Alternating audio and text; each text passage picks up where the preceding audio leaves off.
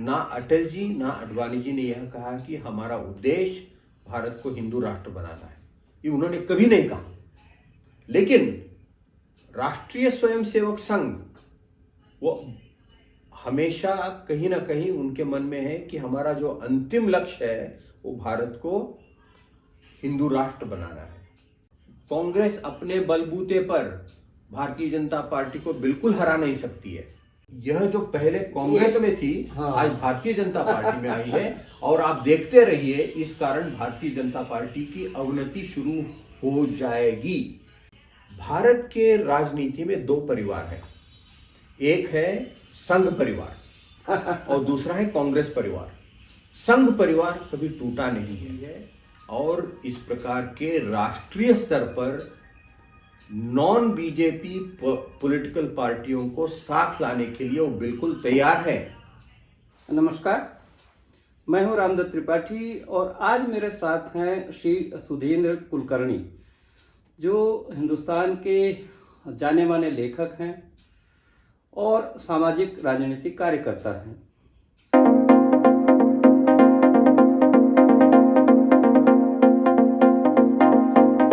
इन सबको साथ लेकर चलना, सबका विश्वास प्राप्त करना, यह बहुत कठिन काम है।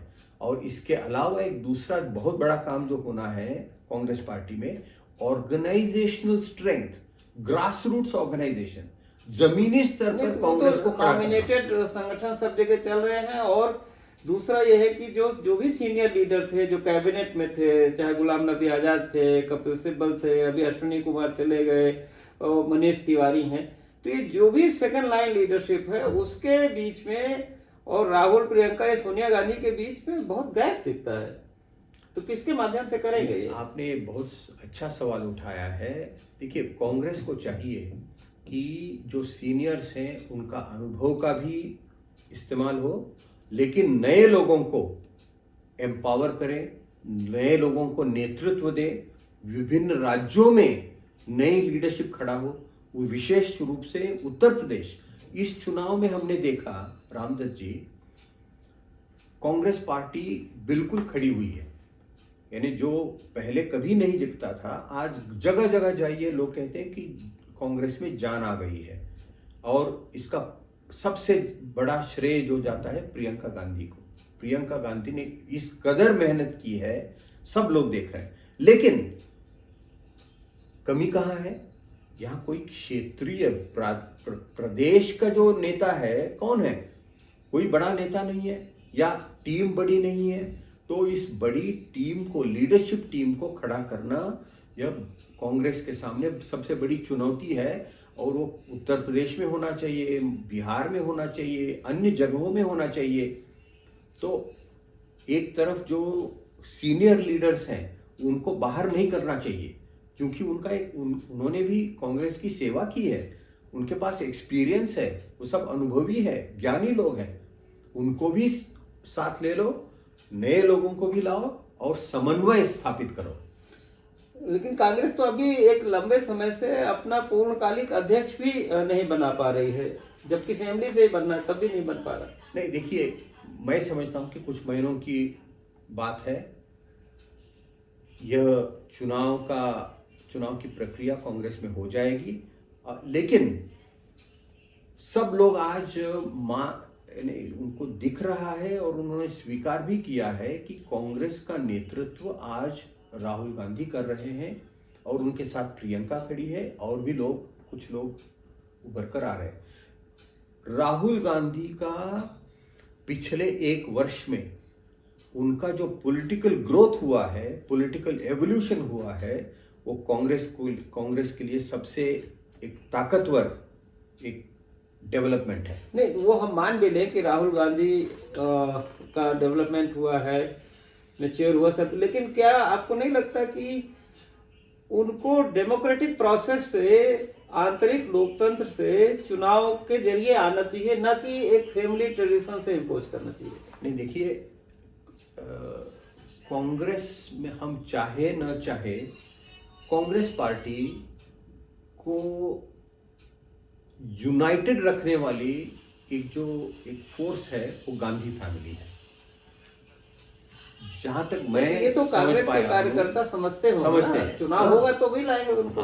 तो चुनाव होने वाले हैं और मोस्ट प्रोबेबली राहुल गांधी फिर से प्रेसिडेंट और बनेंगे, कम से अध्यक्ष कम बनेंगे। राज्यों में तो एक चुनाव होना चाहिए ना, नॉमिनेशन के बजाय। नहीं देखिए, तो क्या है, फिर लोग मेहनत नहीं करते ना। बिल्कुल सही कहा आपने कि एक जिस प्रक्रिया को लेकर उन्होंने ऑर्गेनाइजेशन खड़ी की है वो कोई अच्छी प्रक्रिया नहीं थी, जिससे ऑर्गेनाइजेशनली कांग्रेस बहुत कमजोर हुई है। तो गांव लेवल से लेकर कार्यकर्ताओं को खड़ा करना, उनको एम्पावर करना, उनको ट्रेन करना, नेतृत्व को ग्रूम करना, जो अच्छे लोग हैं उनको ऊपर लाना, यह बहुत बड़ा काम है। और भारत जैसे इतने, आप देखिए भाई साहब, एक छोटे प्रदेश में भी यह काम बहुत सारी पार्टियां नहीं कर रही है। आज क्या भारतीय जनता पार्टी कर रही है? मैं भारतीय जनता पार्टी में मैंने काम की है। एक जमाना था जनसंघ और भारतीय जनता पार्टी के पहले दौर जो था 1980 के बाद, वहां कार्यकर्ताओं की पार्टी थी। अब नेताओं की पार्टी बन गई है। कार्यकर्ता सिर्फ प्रदक्षिणा करते हैं, चाटुकारिता करते हैं। तो यह जो पहले कांग्रेस में थी, हाँ। आज भारतीय जनता पार्टी में आई है। और आप देखते रहिए, इस कारण भारतीय जनता पार्टी की अवनति शुरू हो जाएगी। अच्छा, एक पहलू और है, कुछ इस तरह के संकेत मिल रहे हैं कि जो ममता बनर्जी, उनकी कुछ राष्ट्रीय महत्वाकांक्षा है और शायद परोक्ष रूप से कांग्रेस को किनारे रखने के लिए या राहुल गांधी को प्रधानमंत्री नरेंद्र मोदी की भी एक कहीं न कहीं उसमें उसको हवा दे रहे हैं।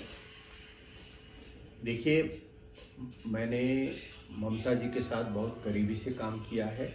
पिछले साल जब चुनाव थे, मैं कलकत्ता जाकर मैंने उनके साथ कैंपेन में हिस्सा लिया। ममता बनर्जी एक बहुत अच्छी नेता है। वो जनता ग्रासरूट से जो ऊपर आई है, ऐसी नेता है। और जिस कदर भारतीय जनता पार्टी को उन्होंने इस बार हराया, इससे पूरे देश में उनकी एक इमेज बनी है। हम ममता बनर्जी हो या अन्य जो क्षेत्रीय नेता कांग्रेस के साथ मिलकर काम नहीं, वो करना चाहेगी कांग्रेस के साथ मिलकर, या वो अपना अलग बनाए? देखिए, अलग हो नहीं सकता है और कांग्रेस को भी चाहिए कि इनको अलग मत करो, उनको अपने साथ ले लो। ये जो क्षेत्रीय दल है, तृणमूल कांग्रेस हो या कल अखिलेश जी की पार्टी हो, इन सबको साथ लेकर एक अच्छे कॉमन मिनिमम प्रोग्राम पर लाना, ये कांग्रेस की भी जिम्मेदारी है। कांग्रेस उसमें आप शिवसेना की भी भूमिका देखते हैं? बिल्कुल, क्योंकि शिवसेना और आज महाराष्ट्र में एक अच्छा कोएलिशन काम कर रहा है। किसको पता था या किसको कल्पना थी 10 साल पहले कि शिवसेना और कांग्रेस एक मिलेंगे? लेकिन हो रहा है। उद्धव ठाकरे अच्छी तरह से चला रहे हैं। तो जो महाराष्ट्र में इस प्रकार से विरोधाभास खत्म होकर ये एकत्र हो सकते हैं, तो केंद्र में भी ममता बनर्जी, कांग्रेस, तृणमूल कांग्रेस, डीएमके, अखिलेश जी की पार्टी, लालू जी की पार्टी, ये सब मिलकर देश के हित में एक अच्छा विकल्प जरूर दे सकते हैं। जितने भी लीडर्स के आपने नाम बनाया पार्टी, उसमें सबसे सीनियर शरद पवार जी हैं। उनकी कोई भूमिका देखते हैं? कुछ कर रहे हैं वो इस दिशा में, कुछ काम कर रहे हैं? उनकी बहुत बड़ी भूमिका है। देखिए, आज पूरे देश में who is the senior most living Congress leader? Is Sharad Pawar. भले ही वो इंडियन नेशनल कांग्रेस में ना हो, लेकिन वो कांग्रेस लीडर है। नेशनलिस्ट कांग्रेस पार्टी, उनके पार्टी के नाम में भी कांग्रेस है। और मैं तो बहुत अच्छी तरह से उनसे मैं जानता हूँ, उनसे कई बार मेरी चर्चाएं हुई है। और इस प्रकार के राष्ट्रीय स्तर पर नॉन बीजेपी पॉलिटिकल पार्टियों को साथ लाने के लिए वो बिल्कुल तैयार है। और कांग्रेस को चाहिए कि वो शरद पवार, ममता बनर्जी या आंध्र के वाईएसआर ऐसे जो पूर्वाश्रमी कांग्रेस के हैं उनको कांग्रेस परिवार में फिर से लाए। देखिए ये बात मैं एक बहुत महत्वपूर्ण बात कहने जा रहा हूं। भारत के राजनीति में दो परिवार हैं, एक है संघ परिवार और दूसरा है कांग्रेस परिवार। संघ परिवार कभी टूटा नहीं है। आप देखिए कि 1951 में जनसंघ की स्थापना हुई, 1980 में भारतीय जनता पार्टी की स्थापना हुई, लेकिन जनसंघ में कभी फूट नहीं हुआ, भारतीय जनता पार्टी में कभी फूट नहीं पड़ा। कुछ इंडिविजुअल लीडर्स वो पार्टी छोड़कर गए, जैसे कि कल्याण सिंह उत्तर प्रदेश के पार्टी छोड़कर गए लेकिन वापस भी आए, येडियुरप्पा छोड़ के गए लेकिन वापस भी आए। पार्टी में कभी फूट नहीं। आपने क्यों छोड़ी थी बीजेपी? लेकिन इसके विपरीत कांग्रेस परिवार सबसे पुरानी पार्टी, देखिए इतने इसमें फूट पड़ गए हैं, ये परिवार बिखर चुका है। तो जो परिवार बिखरता है वो कमजोर हो जाता है। तो आज कांग्रेस के पुनरुज्जीवन के लिए यह चाहिए कि कांग्रेस परिवार को फिर एक बार एकत्रित लाया जाए। नहीं तो ये बात कांग्रेस में राहुल गांधी को या सोनिया गांधी को कौन समझाएगा? परिस्थिति समझाएगी। देखिए, और इस दिशा में देश की राजनीति जा रही है। कांग्रेस अपने बलबूते पर भारतीय जनता पार्टी को बिल्कुल हरा नहीं सकती है। तो विकल्प क्या है? विकल्प यही है कि जो शक्तिशाली क्षेत्रीय पार्टियां हैं और क्षेत्रीय प्रादेशिक नेता हैं उनको एक मंच पर लाया जाए। यह इनिशिएटिव कांग्रेस की ओर से होना चाहिए, और ना केवल कांग्रेस की ओर से, लेकिन हम जैसे जो किसी भी पार्टी में नहीं है लेकिन पूरे देश में एक सामाजिक राजनीतिक परिवर्तन चाहते हैं और उसके लिए काम कर रहे हैं, ऐसे हजारों लोग हैं, हजारों छोटे छोटे संगठन हैं, सिविल सोसाइटी के हैं, पॉलिटिकल हैं, सोशल है, कल्चरल है। हम सबको इन पार्टियों पर दबाव डालना चाहिए कि आप एक हो जाओ। और इसके लिए क्या गांधी विचार एक अम्ब्रेला हो सकता है? बिल्कुल हो सकता है। देखिए, आपने इस चर्चा में महात्मा गांधी जी का नाम लिया, मुझे बहुत अच्छा लगा, क्योंकि आप गांधी जी की जीवनी देखिए, उनकी राजनीति देखिए, वो कितने दूरदर्शी थे।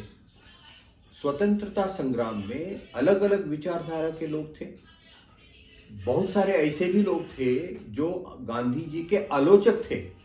They were severe critics of Mahatma Gandhi, like Ambedkar, like Shyama Prasad Mukherjee. लेकिन गांधी जी ने क्या किया?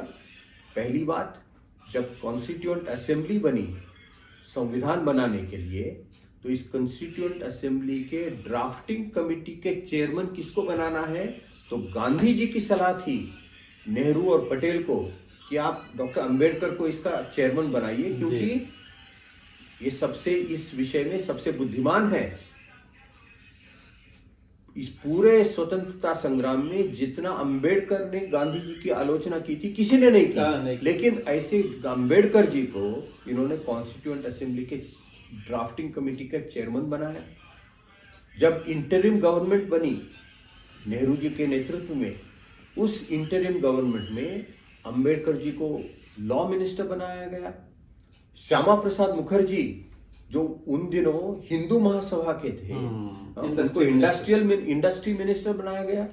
तो वो चाहते थे कि देश यह बहुत विशाल है, विविधतापूर्ण है, यहाँ विभिन्न विचार के लोग हैं, लेकिन राष्ट्रहित के लिए सब लोगों को मिलकर काम करना चाहिए। ये गांधी जी का जो एक मॉडल है, क्या आज वो बिल्कुल इररिलेवेंट हुआ है? कतई नहीं। आज कांग्रेस गांधी जी के रास्ते पर चलना चाहिए, और जैसे कि आपने कहा, ये एक ऐसा अम्ब्रेला बनाओ इस अम्ब्रेला के नीचे सब लोग अच्छे लोग आ जाएं और देश को एक बेहतरीन विकल्प देश के सामने प्रस्तुत करें। एक चीज मैं और पूछना चाहता था, एक बिंदु पर मैं चाहता था लोगों को भी पता चले, क्योंकि आप बीजेपी में रहे हैं और मैं ये प्रिज्यूम करता हूं कि भाई आडवाणी जी, अटल जी और एक तरह से पॉलिसी लेवल पर भी आपका रहा, क्या भाजपा या संघ परिवार वास्तव में भारत को हिंदू राष्ट्र बनाना चाहते हैं और उसके लिए संविधान में बदल भी चाहते हैं? क्या ये उनका लक्ष्य वास्तव में है या केवल ऐसे? नहीं, देखिए, जब मैं इस पार्टी में था, भारतीय जनता पार्टी में था, तब किसी ने भी प्राइवेट कॉन्वर्सेशंस में भी ना अटल जी ना आडवाणी जी ने यह कहा कि हमारा उद्देश्य भारत को हिंदू राष्ट्र बनाना है। ये उन्होंने कभी नहीं कहा। लेकिन राष्ट्रीय स्वयंसेवक संघ वो हमेशा कहीं ना कहीं उनके मन में है कि हमारा जो अंतिम लक्ष्य है वो भारत को हिंदू राष्ट्र बनाना है। उस समय भारतीय जनता पार्टी के पास अपनी मेजॉरिटी नहीं थी। वो नेशनल और डेमोक्रेटिक अलायंस यानी एनडीए को लेकर वो सरकार चला रहे थे। तब तो बिल्कुल असंभव था। अब ये लगने लगा है कि नरेंद्र मोदी के पास अपनी मेजॉरिटी है तो आगे चलकर हम इसको हिंदू राष्ट्र बनाएंगे। ये कहीं ना कहीं इनके एजेंडा में है, लेकिन वो बिल्कुल होने वाला नहीं है। राष्ट्र इसको नकारेगा, क्योंकि भारत यह सेक्युलर था, सेक्युलर है और सेक्युलर ही रहेगा। किसी एक धर्म को प्रधानता दे करके और दूसरे को दूसरे दर्जे का बना के, ये हमारे देश की परंपरा नहीं है रही है। और सब एक तरह से इसीलिए यहाँ कहा गया गंगा जमुनी तहजीब, और इसीलिए जो हमारा फ्रीडम मूवमेंट भी रहा उसमें सभी धर्मों को बराबरी का वादा भी किया गया था और इसी बुनियाद पे हमारा संविधान भी बना है। और हम उम्मीद करते हैं कि गुड सेंस प्रिवेल करेगा सबको कि भाई ये जो रास्ता है ये देश की एकता और अखंडता के लिए अच्छा नहीं है और इस तरह के विचार नहीं आने चाहिए जो देश के नागरिकों में विभेद करे, या जो फ्रीडम मूवमेंट की विरासत में और इतना सोच समझ के जो संविधान बनाया गया है उसकी जो बुनियादी बातों को बदले और गलत ढंग से बदले। बहुत बहुत शुक्रिया आपका सुधीर कुलकर्णी जी, हमसे बात करने के लिए, समय निकालने के लिए। नमस्कार। धन्यवाद रामदत्त जी, मुझे बहुत अच्छा लगा। नमस्कार।